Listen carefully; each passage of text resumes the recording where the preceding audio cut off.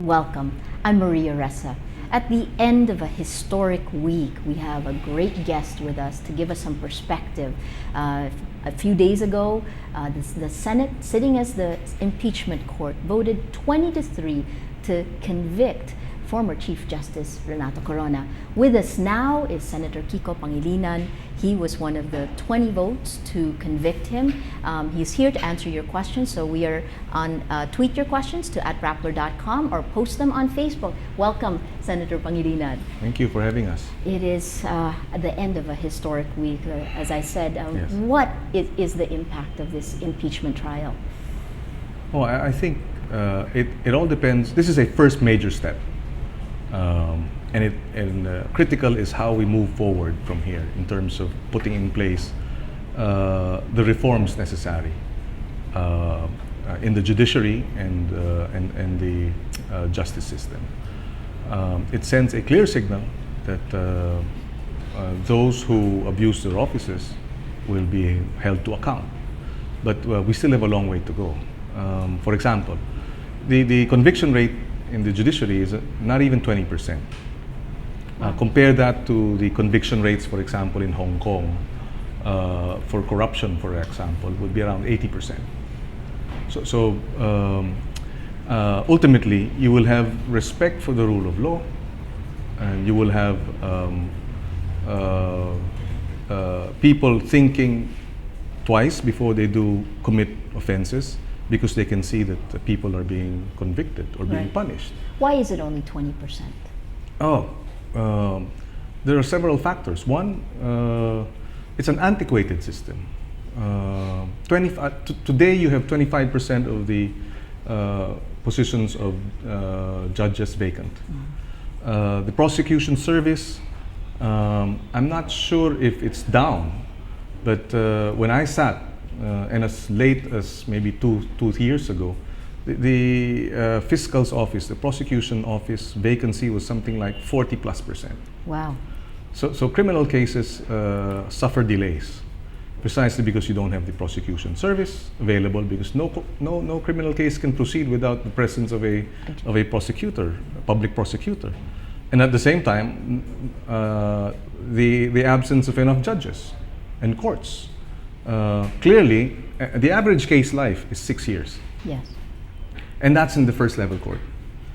And then you have the appeal, and it'll take forever. So who will have any respect for our justice system if you don't punish enough of the guilty? There's no deterrence. Yes. At all, yeah. Somebody has said this, but I recall that statement, that it's not the certainty of punishment that will really strike fear in the hearts. It's not the severity of punishment, yes, how severe a punishment is, but the certainty of punishment. Correct. And that, in our case, the certainty is more an exception rather than the rule.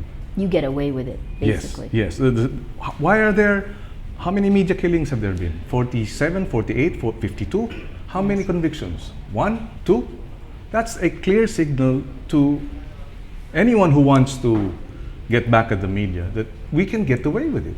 And that's why it won't end. It will only end when we punish more. Mm-hmm. If that 52 cases of media killings are solved, or half of it, mm-hmm, or even a third or 50% of it, then you're going to see the public looking at the system of justice saying, well, we will have to respect the justice system because it works. Today it's like, that's why you have lawlessness. That's why you have corruption. Yes. That's why you have abuses, because people get away with it. Well, you're very familiar with the problems of the justice system because of the JBC. You sat also. And on I the was JBC, chairman and of the Justice Committee for my first term. Let me just backtrack a little bit. 44 days you sat as one of the senator judges. That's right. What was a turning point?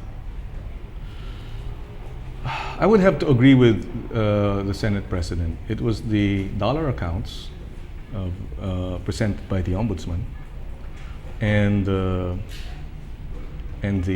walkout. That really sort of crystallized everything. Both, I think, in terms of the attitude of the Chief Justice, as well as the evidence that was presented. Did you have any difficulty when you were making your choice? The truth is, I was very critical of the Chief Justice. I actually helped author a resolution in the last Congress saying that a midnight appointment is illegal. We were able to get a majority of the senators to sign that resolution.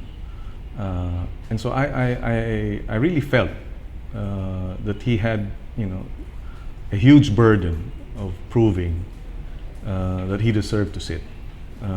But when the information came out and the evidence came out, it confirmed what I felt,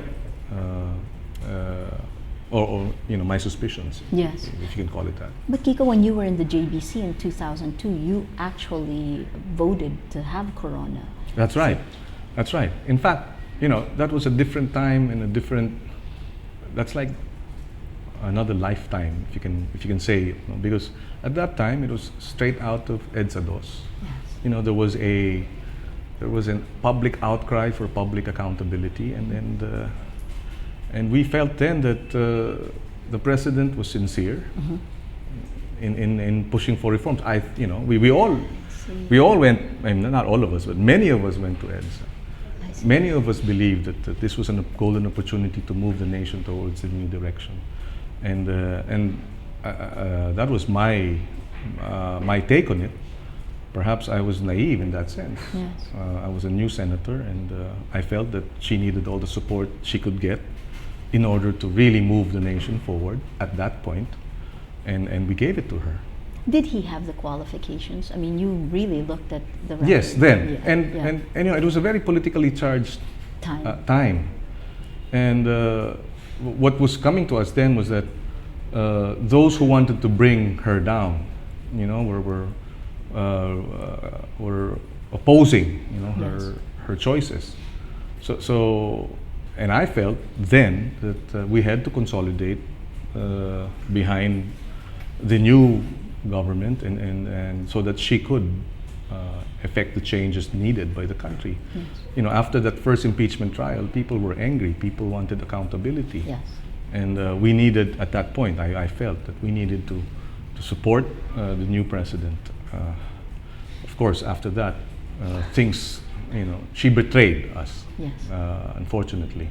Well, let me go back to the impeachment trial again. The defense until today claims that they made a sound legal argument and that the senators made a mistake by ignoring their argument that he effectively didn't intend to do it, that he could, actually as an argument, any politician, any public official can take their dollars and hide it. Yes, yes. Is it a sound legal argument? It's a sound legal argument if you are protecting someone. Meaning sound in a sense that it's self-serving. It's a interpretation that is good for someone you want to get off the hook on a technicality. Yes. But it's not a sound interpretation in terms of the national interest. So clearly, the way I viewed it is that Yes. they were twisting, interpreting the provisions of the Republic Act 6426 to suit their client's interest. But the client's interest is not public interest. So in my view, Yes.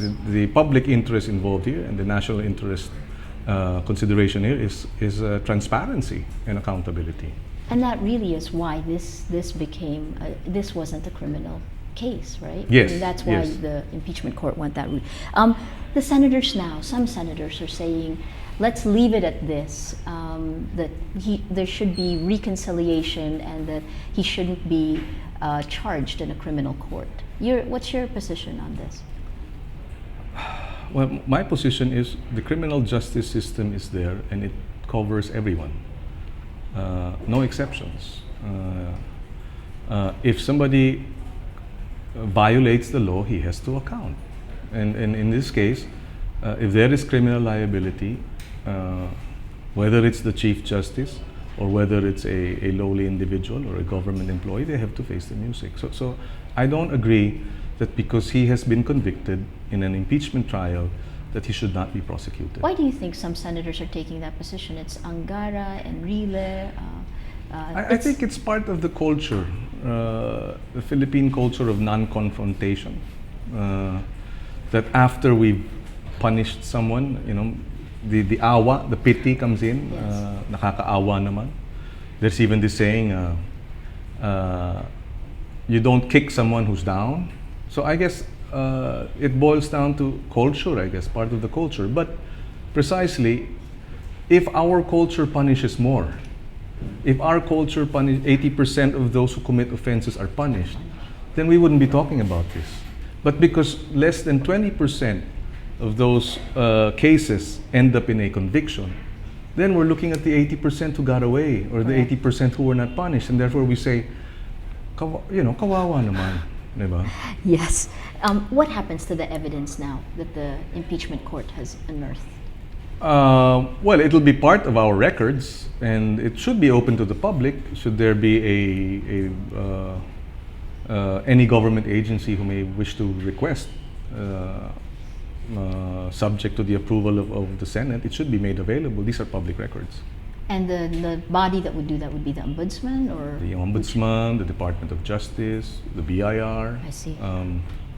All these other agencies, if they deem it necessary for them to be able to fulfill their mandates, should be given access to these documents. So now we'll move forward. You talked about only 20% of the cases.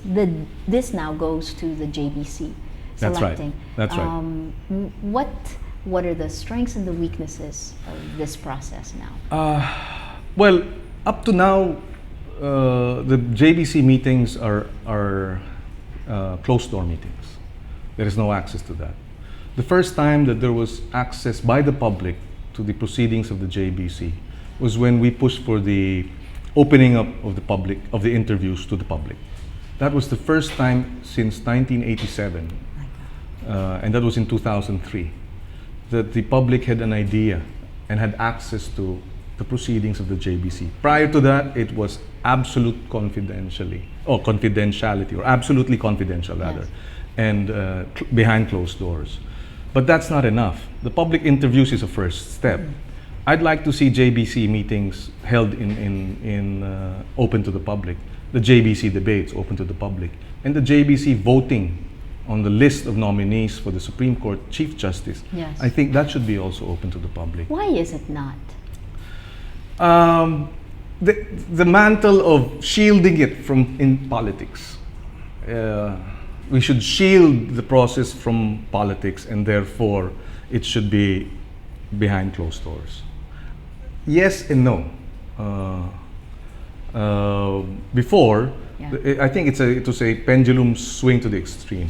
Before the 1987 Constitution, judges had to go through the Commission on Appointments, and it was a very, many say, it was very cathartic for judges going through the political proceedings. And so, to shield the judiciary from politics, they took it out of the Commission on Appointments, created the JBC, and then let the vetting take place in the JBC. But I think it was a swing to the extreme, because then they started justifying everything in terms of shielding it from politics, to make it secret, to make it confidential. But I think there has to be a middle ground. And accountability. I mean, if it's held so... Precisely.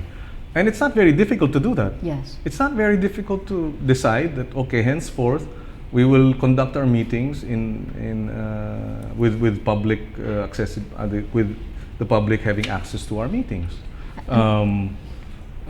We've done it with the public interviews when I was there. Yes. The first public interviews were conducted. It was never done before. Yes. But nothing earth-shaking happened in terms of the insulation from politics. In fact, it did. For the first time, the public saw what was happening. So transparency. So now is the time to do it. I mean, it would be very different if the senators voted secretly, for example, at the impeachment trial. Yes. It set Can you a imagine? public agenda by doing that. Can you imagine public debates on the RH bill being in closed door meetings? Public debates, the impeachment trial behind closed doors. It's a no-no. It would have created much more confusion, more room for Yes, and vested precisely. interests to play. And precisely. And that happened in the JBC. Oh, why did they take him out? Why was he not included? Oh, maybe this, maybe that. Speculation. Precisely because when it's hidden from public view, then they start to formulate their own opinions. Correct. And they start saying this or saying that. But if you open it up to the public, then you somehow ventilate it publicly, and they can formulate their own opinions on the basis of the information. Correct. But And without it the right helps information, they start saying, "Oh, siguro binayaran yan. Oh, siguro ganito." Diba? It becomes speculative and more prone to propaganda. Yes. On either vested yes, interest. precisely. Let me throw to you a question from Twitter, from @Ramblin-Adam Eve. What do you think about Pinoy not opting to sign the waiver? Will you sign it? Well, I have no problems with signing the waiver. But at the same time, I can see the point of the Senate President, for example, that it was more theatrics. It was. It was for show, but it yes. captured the imagination of the public. Yes. But I'd like to explain it too, no? Please. The AMLA documents were secured precisely because when we sign our SALN, we have waivers that the AMLA can, and the Ombudsman can contact the AMLA and get the information they need. So it's there. So the waiver already exists. That's Yes, the interpretation yes, now. in effect. Yes. Because we wouldn't have had the Ombudsman's documents if there was, this is my view, if there Correct. was no waiver. Yes. I would suspect, although I don't know for a fact, that if the AMLAC were asked to explain why they released it, they would have cited there was a waiver Yes. on the part of the government official. So there was consent, and at the same time there was an investigation. So you file a complaint, then the Ombudsman looks into it, then looks at the waiver that we filed in our SAL, and then asks for these documents, and it'll be made available. Yes. That's what happened in the case of the former Chief Justice. Well, that certainly makes sense for the spirit of the SALN law, Yes, doesn't yes, it? yes. Did the president opt not to sign the waiver? I Is that only read it in the correct? papers. So So it's actually unclear. I wasn't sure yes. what date. But that I think it was not the president himself, but the spokesperson or one of the spokespersons who said it. that he. I see. I Yes. remember now Yes. because it was a. Yes. It was But a I don't have any deflection. problem signing that waiver. It's just that, well, precisely, it's already there. Yes. And, So and under we the- would not have received the Ombudsman's AMLA documents without that waiver. Under your interpretation, under Yes. the impeachment court's interpretation, there is already a waiver that's Yes, built into the yes. SALN. And we've seen it. And then if I remember the Senate President saying, those documents are very difficult to invent. Yes. You know, the from 2002 to 2012, you know, all these bank accounts, and they were in fact affirmed Yes. in many points by the PS bank president's Yes. testimony and the documents submitted. What impact has this decision? What impact can you see this decision having now in the long term for the Philippines? Well, immediately the judges, the chilling effect that they were saying is a welcome chilling effect after, you know, too much heat. Meaning you welcome this chilling effect because Yes. they are now Opening up SALN. their SALN. Yes, that's the so a 2-decade-old practice is yes, gone. Yes, and I think we need to push it forward. Precisely, reforms in the JBC proceedings should immediately begin, and with this search, they have to submit a list within 90 days.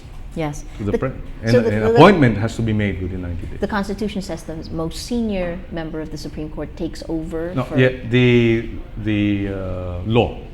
I think that's it's the law. Judiciary Reform Act, BP. It's a BP. It's a Batasang Pambansa. Okay. So it says there that if the Chief Justice is unable to perform or in his absence, the most senior will sit as acting. Antonio Carpio yes. now is acting Yes. Chief Justice. That's by operation of law. And then within 90 days, the JBC has to.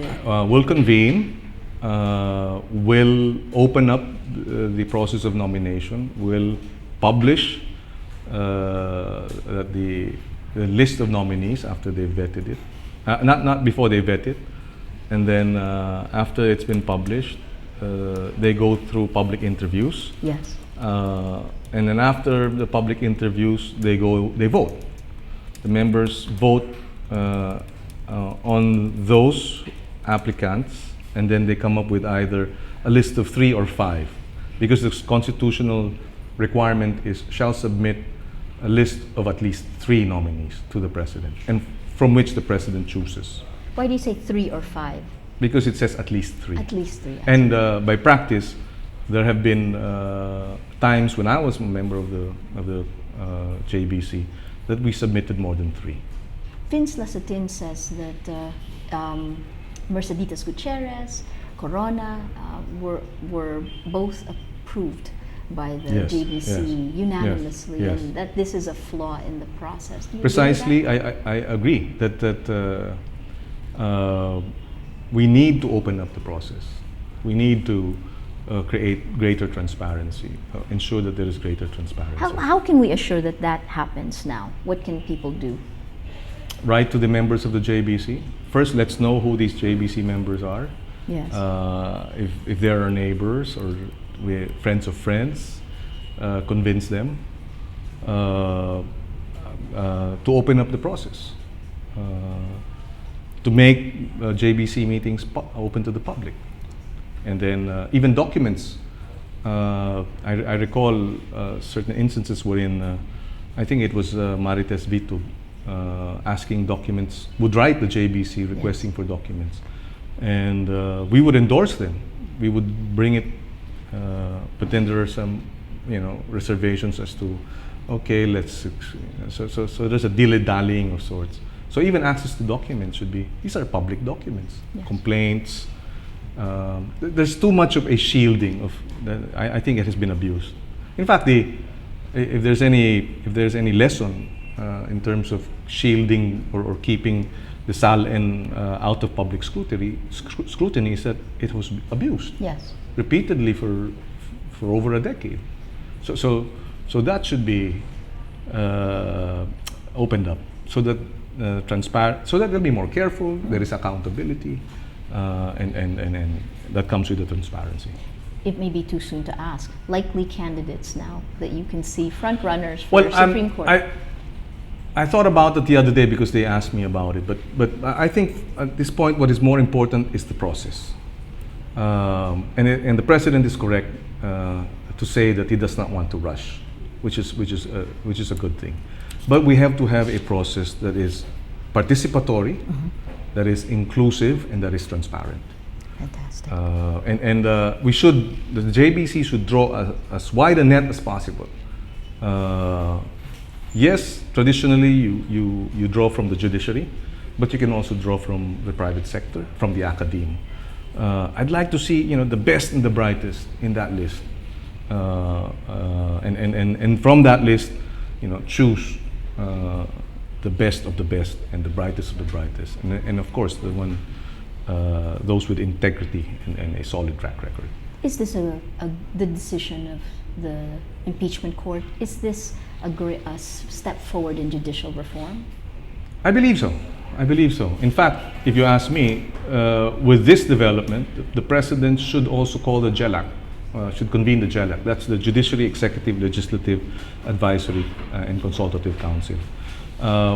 It was during my time as member of the JBC that I worked to make this to make this happen. It's my brainchild, and the theory behind that precisely is that when it comes to judiciary reforms and budgetary support, you give the judiciary a separate venue to address this.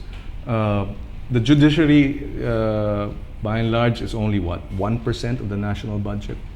That's very small. Yes. But the judiciary is actually the hard drive. Anything you put into the hard drive, if the hard drive doesn't work, nothing matters. So critical is the justice system. So moving from a 16% conviction rate, we have to move to 80% conviction rate.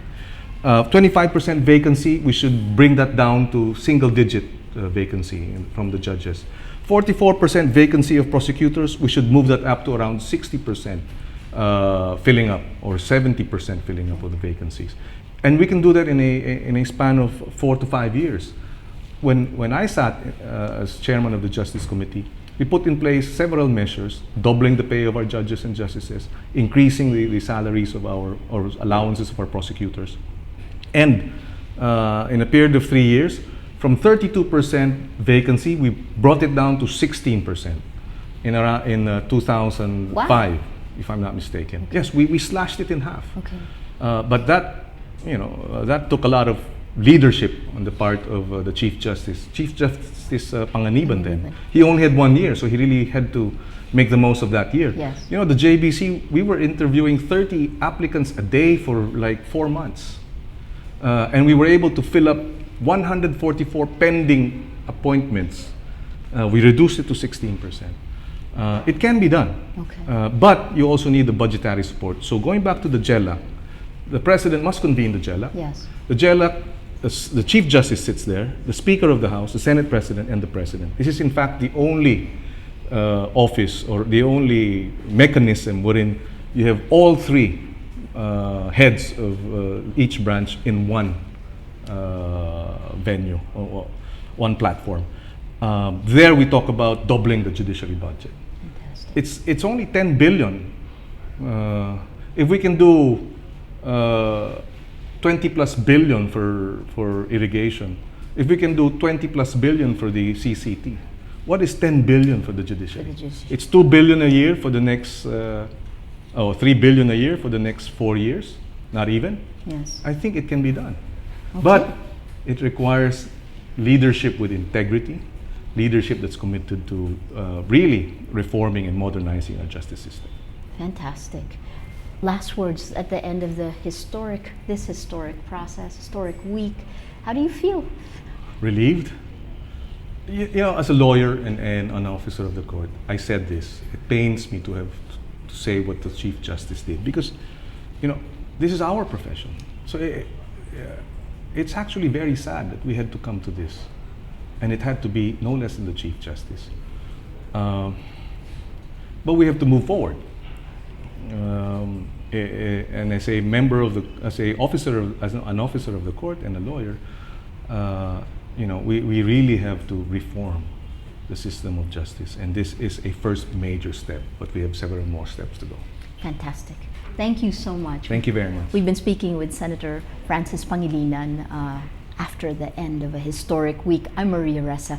Thank you for joining us. Tweet your questions. He is also on Twitter @Kiko Pangilinan. Yes. And on Facebook. See you soon.